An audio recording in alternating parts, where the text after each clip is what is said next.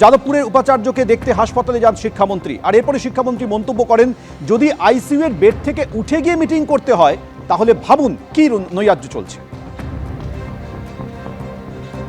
কি তাদের বাড়ির লোকের ক্ষেত্রে, তাদের বাড়ির লোক যদি হাসপাতালে মরণপণ অবস্থায় থাকতো এবং যেখানে ডাক্তার তাকে সম্পূর্ণভাবে, ডাক্তার আছেন আমার সঙ্গে, ডাক্তারও নিশ্চয়ই বলবেন, চিকিৎসক যেখানে তাকে সম্পূর্ণ বিশ্রাম নিতে বলছেন, সেই অবস্থায় তাকে উঠে গিয়ে মানে আইসিইউর বেড থেকে উঠে গিয়ে যদি তাকে মিটিং করতে হয়, এইটা যদি দাবির মূল চেহারা হয়ে থাকে তাহলে আপনারা ভেবে দেখুন কি পরিমাণ অসহিষ্ণুতা, কি পরিমাণ অমানবিকতা এবং কি পরিমাণের নৈরাজ্যের জন্ম এটা এই ভেতরে একটা প্রায় দুর্গের মতো মুক্তাঞ্চলে হয়ে আছে। কোনো অবরুদ্ধ দুর্গ নয়। এবং এরা আমি বলতে চাই যে এখানে আমাদের যে কোনো লোক যেতে পারেন, ওনাদের রাজনৈতিক মত থাকুক, অন্য রাজনৈতিক মত থাকুক, আর অন্য রাজনৈতিক মত এলেই তার দিকে তাড়া করব, তার দিকে বল্লম ছুঁড়ে মারব, ঠ্যাঙাড়ে বাহিনী নিয়ে ধাওয়া করব, এটা কোনো রাজনৈতিক সংস্কৃতি হতে পারে না। যাদবপুর বিশ্ববিদ্যালয়ের অন্তর্বর্তী উপাচার্যকে হাসপাতালে দেখতে গিয়ে শিক্ষামন্ত্রী ব্রাত্য বসু এসএফআই এর সমালোচনা করেন এবং তিনি কি বললেন কিছুক্ষণ আগেই আপনারা শুনলেন, আর পরিপ্রেক্ষিতে সৃজন ভট্টাচার্য তিনি কি বলছেন শোনাবো।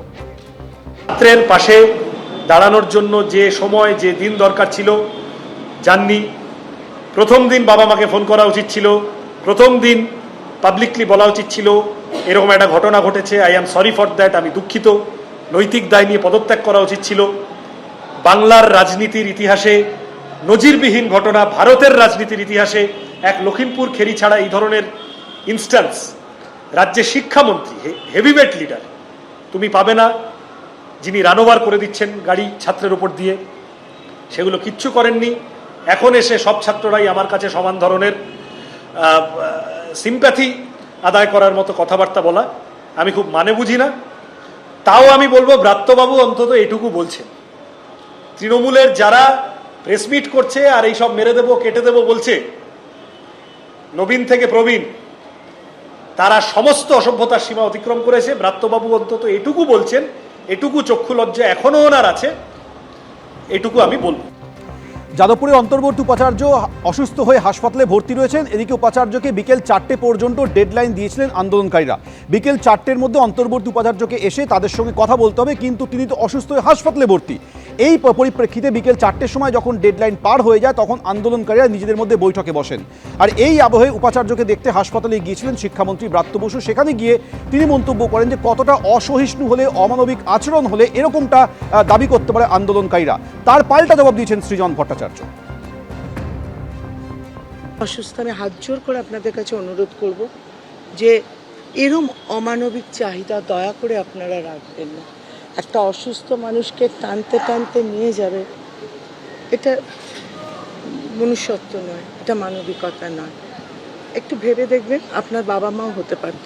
আমরা কিন্তু বয়স্ক, আমার স্বামীও বয়স্ক, আমিও বয়স্ক, আমাদের জায়গায় ছাত্রদের বাবা মাও হতে পারত। সেক্ষেত্রেও কি তারা এরকমই করতো? তারা কি সেরকমই সন্তান যারা তাদের বাবা মাকে খাট থেকে টেনে অসুস্থ মানুষকে টানতে টানতে কোথাও তাদের দাবি পূরণের জন্য নিয়ে যায়? সেইখানে নিজের বাড়ির লোককে বসিয়ে একটু ভাববো, তাহলে আশা করা যায় আপনাদের ভিতরে একটু সহমর্মিতা, একটু সহানুভূতি জাগবে। প্রথমে যেরকম 170-65-তে ঘোরাফেরা করছিল সেটা খানিকটা নেমেছে, কিন্তু এখনো সেটাকে স্বাভাবিক বলার পরিস্থিতি কিন্তু আসেনি। এই জন্যই বারবার সবাইকে অনুরোধ করেছি যে যতটা পারবেন ওনাকে যেন কোনো উত্তেজনা যেন না হয়। বেশি উত্তেজনা হলে কিন্তু রক্তচাপ বৃদ্ধি হবে। ওনাকে এখন বেড রেস্ট, তার সাথে ওষুধ কিছু পরিবর্তন হয়েছে, কিছু ওষুধ বাড়ানো হয়েছে।